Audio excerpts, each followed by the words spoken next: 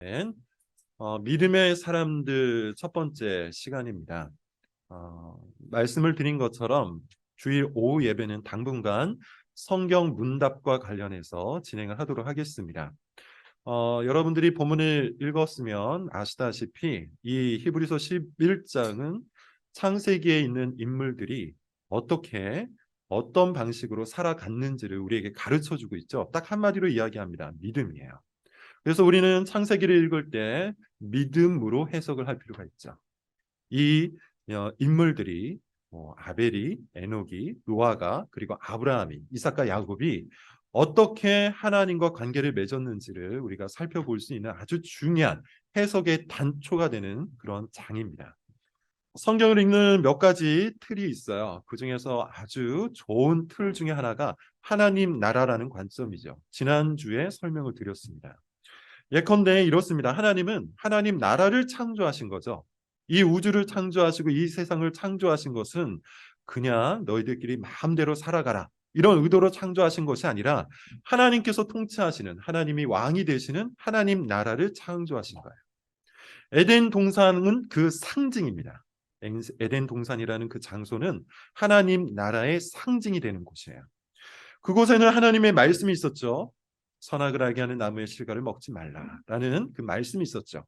그리고 그 말씀을 받은 하나님의 백성이 있었죠. 아담과 하와입니다.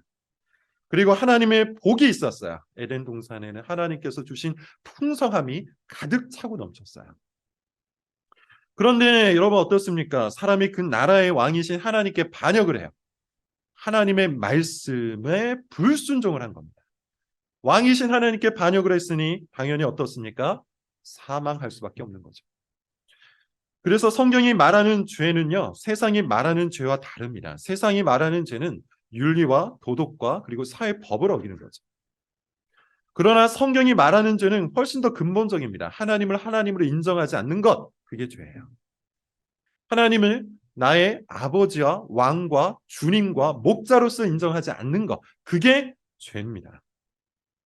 즉 성경이 말하는 죄는 철저히 하나님과의 관계에서 파생되는 거예요. 하나님께 반역한 사람은 필연적으로 하나님 나라에서 추방을 당하죠. 이것이 창세기 3장에 나옵니다. 아담과 하와가 에덴 동산에서 추방을 당하는 장면이 바로 그겁니다. 하나님 나라에서 추방된 사람들은 이제 어떻게 살까요? 스스로 자기 나라를 세웁니다. 스스로 그 나라의 왕이 돼요. 탐욕과 폭력과 거짓을 동원해서 그렇게 하죠. 결국 온 세상이 타락하고 하나님은 홍수 심판을 통해 하나님의 주권을 드러내세요. 제 이 표현을 여러분 잘 생각을 해보십시오. 심판도 하나님의 주권이 드러나는 방식이에요. 하나님께서 이 세상의 왕이 되신다는 것을 심판을 통해서 보이시는 겁니다.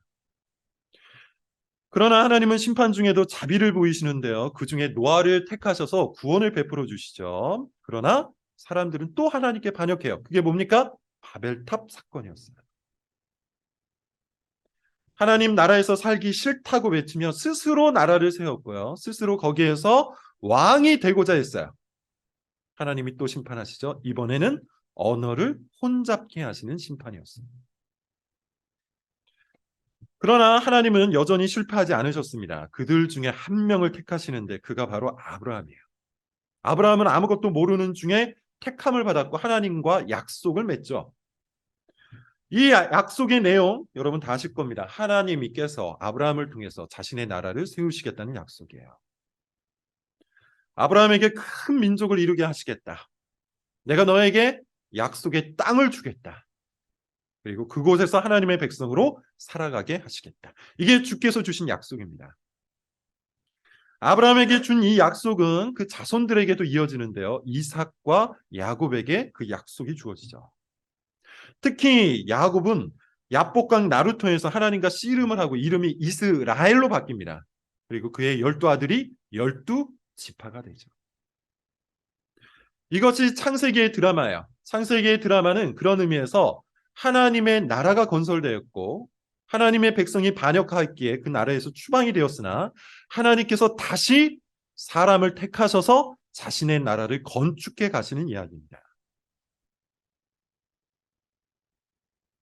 그리고 우리가 이미 알고 있듯이 이 이야기는 이스라엘 나라가 되고 그 나라가 또 망했다가 회복이 되고 그 후손 중에 예수 그리스도가 탄생하시고 그리스도를 통해 하나님의 나라가 지금 이 자리에 임재하고 있는 것이죠. 그렇게 커다란 성경 드라마가 완성이 되는 겁니다. 그런데 여러분, 이제 조금 렌즈를 좁혀서 아브라함이라는 한 인물에게 초점을 맞춰볼까요? 아브라함은 어떨까요? 우리는 이미 성경 드라마를 통해 하나님께서 약속하셨고 그 약속이 성취되었고 특별히 그리스도 안에서 하나님의 나라가 더 거대하게 임하고 있다는 것을 알지만 아브라함은 어떨까요? 아브라함은 약속만 받았습니다. 당연히 그 약속이 성취되는 장면은 보지 못했어요. 이삭도 마찬가지고 야곱도 마찬가지입니다. 약속은 받았으나 그 약속이 이루어지는 것, 즉 이스라엘 민족이 만들어지고 이스라엘 국가가 가나안 땅에 정착하는 것은 보지 못했어요. 그럼에도 불구하고 중요한 게 있습니다. 오늘 본문을 보면 그들이 이 약속을 믿었다고 하죠. 정확히 말하면 하나님께서 그들로 하여금 믿게 하셨어요. 아브라함이 애굽에서 아내를 빼앗겼을 때 하나님께서 어떻게 하십니까? 바로를 징계하셔서 아내를 되찾아주세요. 왜 그렇게 하신 겁니까? 하나님께서 바로라는 왕보다 더 힘이 강하다는 것을 믿게 하시고자 그렇게 하신 거죠. 야곱이 라반의 집에서 빈털터리로 쫓겨나게 생겼을 때 하나님은 알록달록한 가축들을 생산케 하셔서 야곱을 큰 부자로 만드셨습니다. 이유가 어디 있습니까? 하나님께서 그와 함께 하신다는 것을 믿게 하려 하신 거죠. 그러니까 여러분 이겁니다. 하나님은 하나님 나라를 건축해 가시는 중에 그 나라에 참여할 사람들을 불러 모으시고 그들에게 믿음을 요구하시고 그 믿음을 친히 만들어 가시는 거예요. 그리고 그 믿음을 친히 만들어 가시기 위해 그들의 삶에 다양한 일들을 일으키시는 겁니다. 다시 말해서 우리 삶에 일어나는 모든 일들은 하나님께서 우리에게 믿음을 일으키기 위해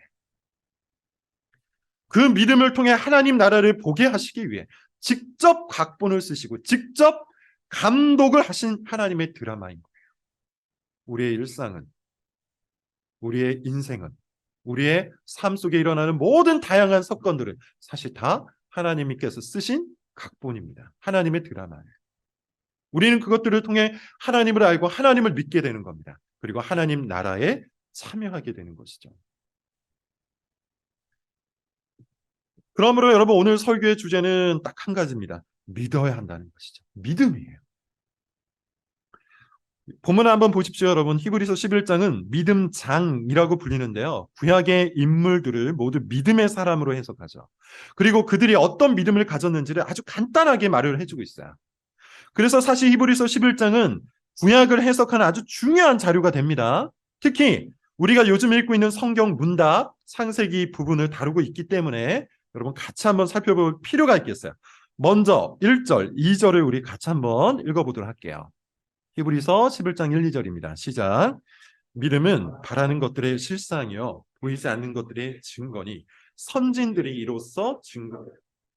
믿음이 뭐라고 하죠? 믿음을 뭐라고 규정하고 있죠? 바라는 것들의 실상이다. 보이지 않는 것들의 증거다. 그러니까 여러분, 믿음의 가장 중요한 속성은 보이는 것으로 이해하는 것이 아니라 보이지 않는 것을 신뢰하는 거예요. 이게 믿음이에요. 기독교가 중요하게 붙들고 있는 교리, 여러분 한번 생각해 보세요. 그것들을 한번 떠올려 보세요. 그 중에 보이는 것들을 기반으로 하고 있는 게 있나요? 하나님의 존재, 하나님이 여러분 보입니까? 삼위일체 하나님이 보입니까? 그럼에도 불구하고 우리는 하나님 계심을 믿죠. 우리 주 예수 그리스도 보입니까? 보이지 않아요. 그러나 그리스도께서 우리를 위해서 죽으셨고 부활하셨고 승천하셔서 지금도 다스리고 계심을 우리는 믿죠. 죽은 자가 살아나는 것 여러분 본 적이 있습니까? 본 적이 없어요. 그럼에도 불구하고 우리는 부활을 믿습니다. 기독교의 핵심은 보이지 않는 것을 보는 것에 있어요. 보이지 않는 것을 붙드는 것에 있어요. 보이지 않는 것을 신뢰하는 것에 기독교의 힘과 능력이 있다는 거예요. 성경은 처음부터 이것이 기독교 신앙의 핵심이라는 것을 가르치는데 오늘 본문 3절을 여러분 한번 읽어볼까요? 3절입니다. 시작. 믿음으로 모든 세계가 하나님의 말씀으로 지어진 줄을 우리가 아나니 보이는 것은 나타난 것으로 말미암아 된 것이 아니라. 뭘 말하고 있는 거죠? 창조를 얘기하고 있어요. 창조죠. 여러분 보이지 않는 거죠. 창조되는 그 장면을 본 사람이 있습니까? 아무도 본 사람이 없어요. 그러나 우리는 믿음으로써 하나님께서 세상을 말씀으로 창조하심을 믿는 거예요. 오늘날 우리가 과학이라고 말하는 것들은 사실 다 뭡니까? 나타난 것들이죠. 보이는 것들이에요. 다시 말해서 발생한 것들이고 이미 존재하고 있는 것들입니다. 과학은 보이지 않는 영역을 다루지 않아요. 과학은 오직 발생한 것들과 존재하는 것들과 나타난 것들을 다룹니다. 그래서 과학은 현상을 연구합니다. 그리고 이론을 세웁니다. 그 이론을 실험을 해서 사실을 결정지어요. 그게 과학이에요. 그래서 과학은 이 세상의 기원을 말할 때도 오직 나타난 것들을 연구하고 그것들을 중심으로 실험을 하고 그 실험을 통해서 나타난 원리들을 사실이라고 결론 짓는 거예요. 예를 들어 이렇습니다. 이 세상에 존재하는 것들을 또는 이 세상에 나타난 현상들을 보니 모든 것은 단번에 나타나지 않더라. 시간을 거치더라. 법칙을 따르더라. 서로 영향을 주고받으며 진화를 하더라. 그렇다면 이 세상도 단번에 형성되었을 리는 없고 오랜 시간을 거쳐서 천천히 환경에 적응하며 법칙을 따라 진화가 되었을 것이다. 이게 과학이에요. 과학은 오로지 나타난 것만을 대상으로 삼아 실험하고 추론하고 결론을 짓기 때문입니다.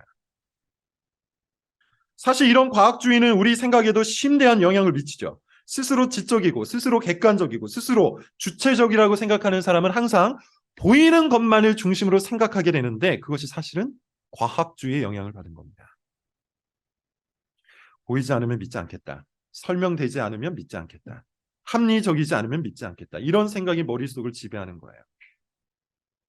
더 심각한 문제는 교회 안에서도 이런 사고를 가지고 있는 사람들이 아주 많다는 거죠. 오로지 보이는 것을 의지해요. 오로지 과학적인 사실에만 신뢰를 둬요. 오로지 납득되는 것만을 진리로 받들어요. 여러 번 말하지만 여러분 기독교에는 합리성이 있습니다. 기독교는 체계 종교, 진리와 교리의 체계를 따릅니다. 이 말은 그 자체로 기독교 안에 합리성이 존재한다는 거예요. 합리성이 없으면 책이 형성될 리가 없잖아요. 합리성이 없으면 진리의 체계를 만들 수가 없잖아요.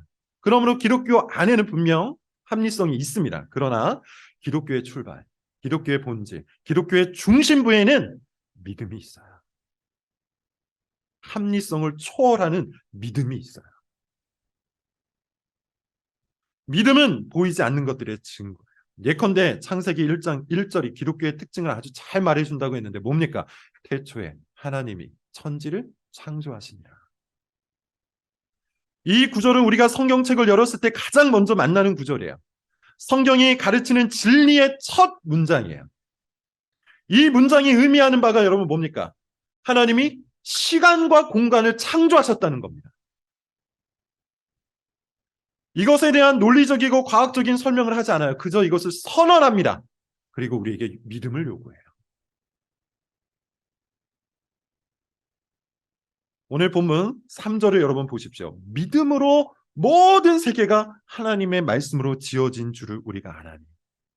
이 세상이 하나님의 말씀으로 창조된 것을 우리가 어떻게 안답니까? 믿음으로 아는 거예요. 믿음으로 보는 거예요. 믿음 안에서 이해하는 거예요.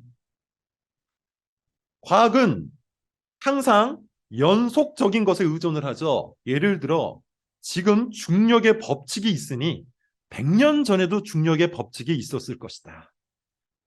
이게 과학이에요. 그리고 1000년 전에도 중력의 법칙이 있었을 것이다. 이것이 과학이에요. 또한 모든 사람들은 죽고 단 한 사람도 다시 살아난 사람이 없으니 앞으로도 모든 사람이 죽을 것이다. 그렇게 연속선상에서 연속적인 선 위에서 사실을 결정짓는 것이 과학이에요. 그러나 믿음은 뭡니까? 하나님께서 개입하시면 이 연속적인 것들에 불연속적인 사건이 일어날 수 있다는 것을 아는 거죠.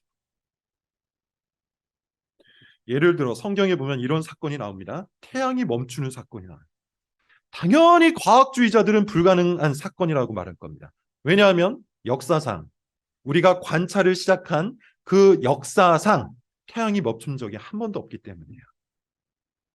태양은 연속선 상에서 움직이는 행성일 뿐이에요. 그러나 믿음이 있는 사람은 무엇을 믿는 겁니까? 하나님이 계획하시면 얼마든지 그 일이 일어날 수 있다고 믿는 거예요. 연속적인 선이 끊기고 불연속적인 사건이 주님의 능력으로 일어날 수 있다고 믿는 거예요.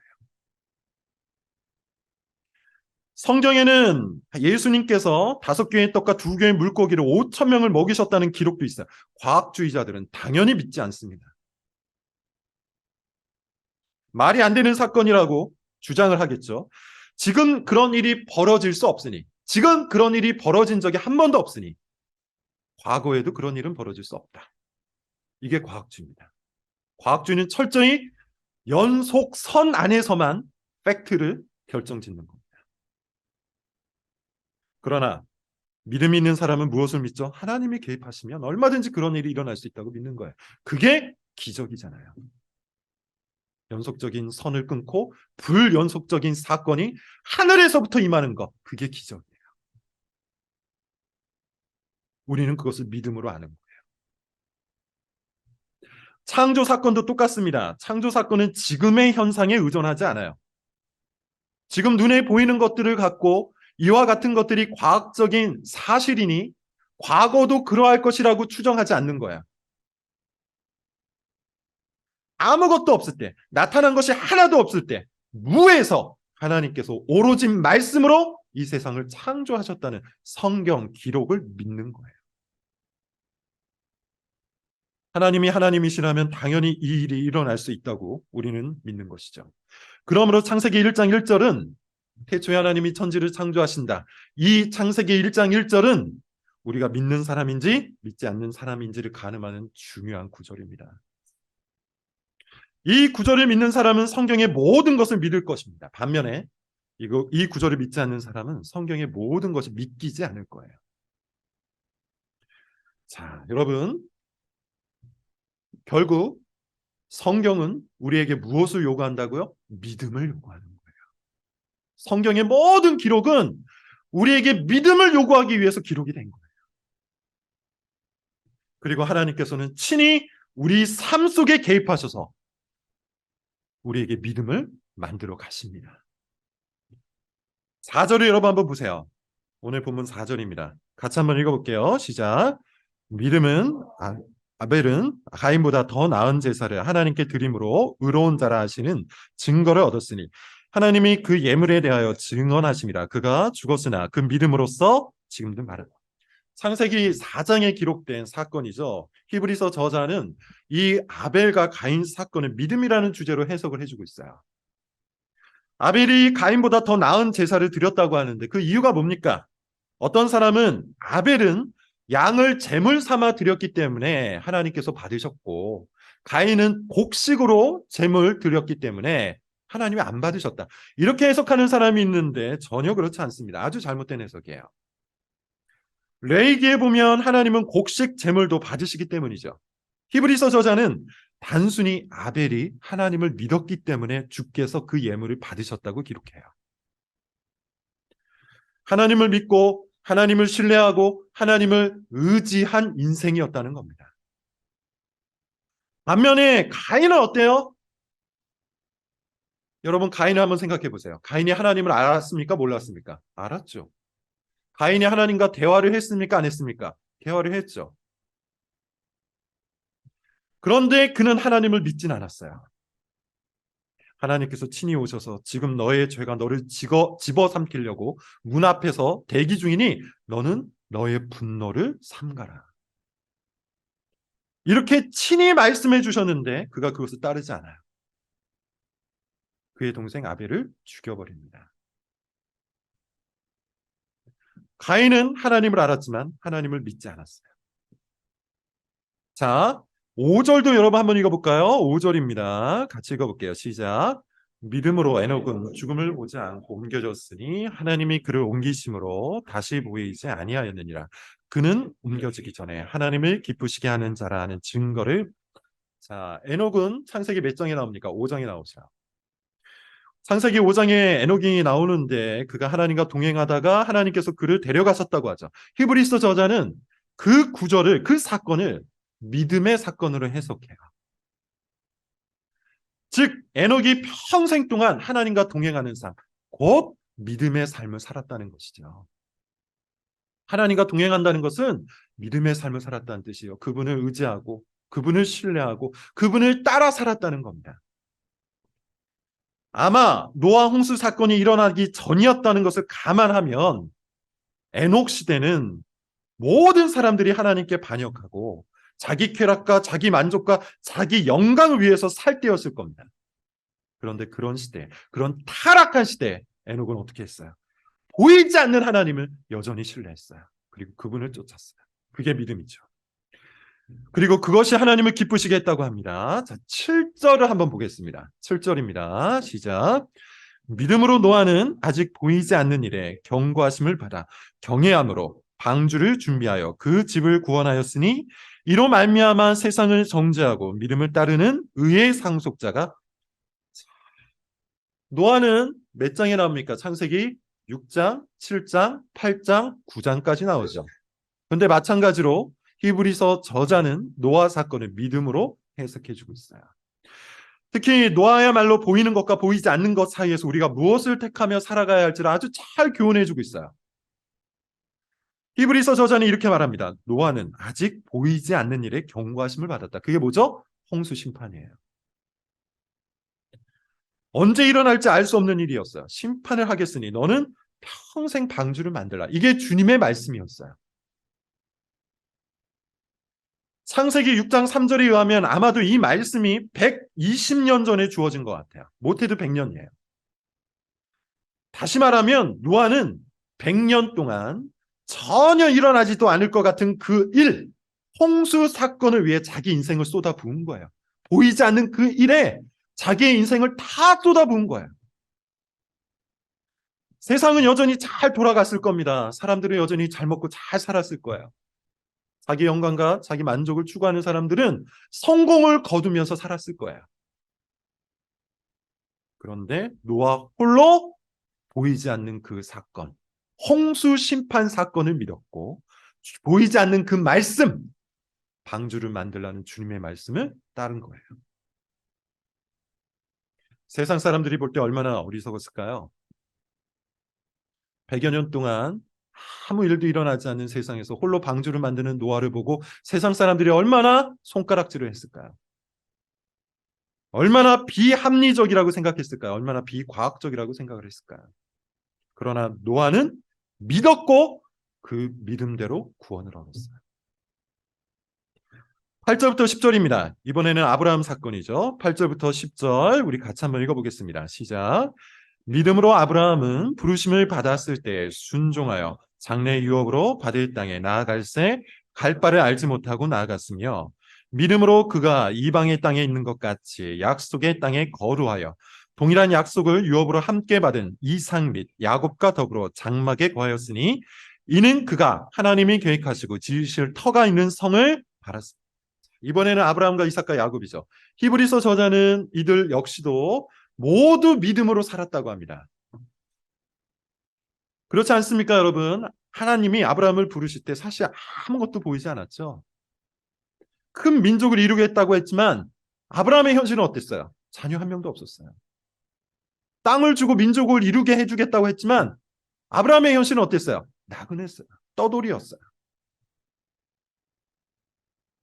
현실이 매우 비루했다는 겁니다. 그러나 아브라함은 믿음으로 하나님을 따라갔죠. 믿음으로 주님의 말씀을 받들었죠. 그리고 그 말씀, 보이지 않았던 말씀들이 그의 삶에 하나씩 하나씩 성취가 되었습니다. 히브리서 저자는 아브라함이 이때부터 이미 하나님이 계획하시고 지으실 터가 있는 성을 바라보았다고 하는데 그게 뭡니까? 예루살렘 성이죠. 더 나아가 완전하고 영원한 하나님 나라를 아브라함은 이때부터 소망했다고 얘기해요.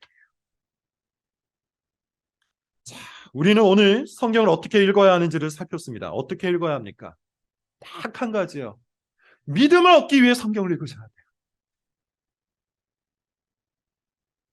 지식을 얻기 위해 성경을 읽는 게 아닙니다. 궁금증을 해결하기 위해 성경을 읽는 게 아닙니다. 잘난 척하기 위해 성경을 읽는 게 아니에요.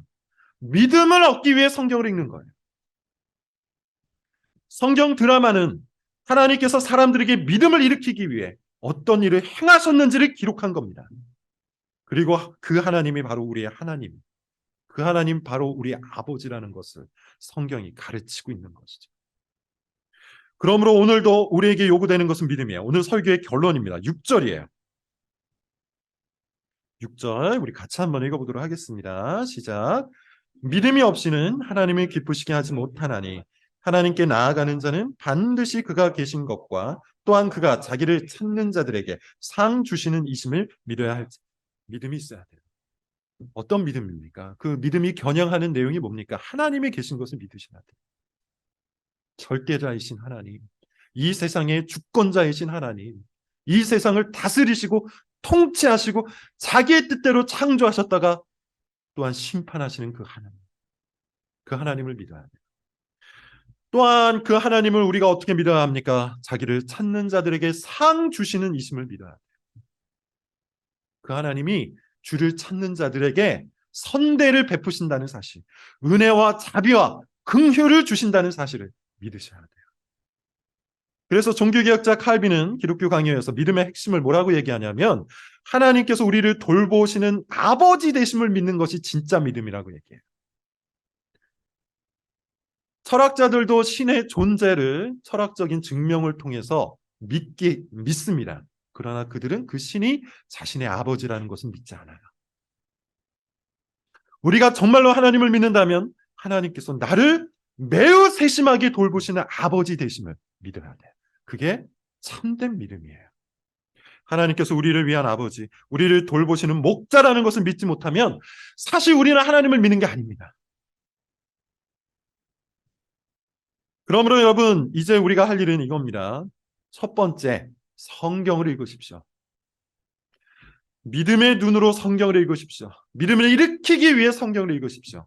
하나님께서 우리에게 요구하시는 것이 무엇인지 성경을 통해서 여러분 찾으십시오.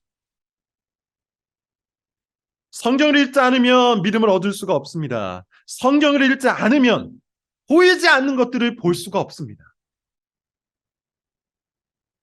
우리는 성경을 읽으면서 보이지 않는 것이 그리고 이루어지지 않는 그런 것들이 결국 하나씩 하나씩 주의 섭리를 따라 이루어짐을 확인하고 그것으로 우리 마음속에 믿음을 일으켜야 돼요. 아브라함이 어떻게 믿음을 일으켰는지, 요셉이 어떻게 믿음으로 살았는지, 모세가 어떻게 보이지 않는 그 상황 속에서 믿었는지, 그리고 그들 인생 속에 믿음을 일으키기 위해 하나님께서 어떻게 일하셨는지 우리는 성경을 통해서 찾아 읽어야 해요. 성경을 읽어야만 우리에게 믿음의 눈이 생깁니다. 두 번째, 이제 성경을 통해 일어난 믿음을 들고 우리 삶을 해석하셔야 돼요. 성경의 하나님은 지금 여기를 살아가고 있는 우리의 하나님이기도 합니다. 아브라함의 하나님은 나의 하나님이 되시고 이삭의 하나님은 나의 하나님이 되세요. 그러므로 아브라함에게 믿음을 일으키기 위해 그의 인생을 사용하신 하나님은 나에게 믿음을 일으키기 위해 우리의 인생도 사용하십니다. 그렇게 여러분, 우리 믿음의 눈을 들고 우리 삶을 해석해야 돼요. 우리는 정말 믿음으로 살고 있습니까? 우리는 정말 아벨처럼, 에녹처럼, 노아처럼, 아브라함처럼, 이삭과 야곱처럼, 요셉처럼 그렇게 믿음을 들고 삽니까?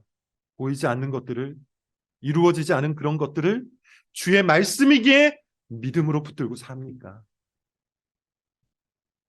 아니면 항상 보이는 것들에 의존해서 그것들을 기준으로, 그것들을 목표로, 그것들에 사로잡혀서 살고 있습니까? 보이는 것들에 의존해서 탐욕적으로, 보이는 것들에 사로잡혀서 염려와 근심 속에서 그렇게 살고 있다면 우리는 당연히 믿음 없는 삶을 살 수밖에 없어요.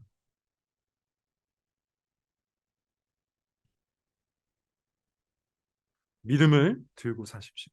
믿음의 눈으로 여러분의 삶을 살펴보십시오. 아브라함의 하나님은 나의 하나님, 야곱의 하나님은 나의 하나님, 요셉과 모세의 하나님이 나의 하나님이라는 사실을 믿고 그들의 일상을 통해 그들의 모든 인생을 통해 믿음을 일으키신 그 하나님께서는 지금도 나의 일상과 나의 인생과 내 주변에 일어나는 사건들을 통해 믿음을 일으키세요. 그러므로 믿음의 눈으로 자신의 삶을 해석하는 사람은 주님을 발견합니다. 내 삶 속에서 일하시는 하나님의 역사를 봅니다. 연속적인 사건 속에서 불연속적인 기적을 일으키시는 내 삶에 개입하시는 초자연적인 그 하나님의 능력을 바라볼 수 있습니다. 저는 정말로 여러분들이 그렇게 하나님 나라와 그의 의를 먼저 구하는 자들이 되기를 바라요. 하나님 나라를 건설하시는 그 하나님의 초대에 응해서 보이지 않으나 그것을 믿고 그것을 우선하여 살기를 바랍니다. 그러면 주께서 이 모든 것을 더하실 거예요. 아직 이루어지지 않았지만 믿음으로 사는 사람에게는 반드시 그와 같은 일들이 이루어질 겁니다. 여러분 믿으십시오. 보이지 않으나 말씀하시는 그분을 믿으십시오. 보이지 않으나 능력으로 일하시는 그분을 믿으십시오. 우리의 삶 속에 진정 주께서 일으키시는 큰 은혜가, 그 기적이, 아브라함 속에 일어났던 그 기적이, 요셉 속에 일어났던 그 기적이 우리 가운데도 일어날 겁니다. 주는 항상 동일하신 분이기 때문이에요. 기도하겠습니다.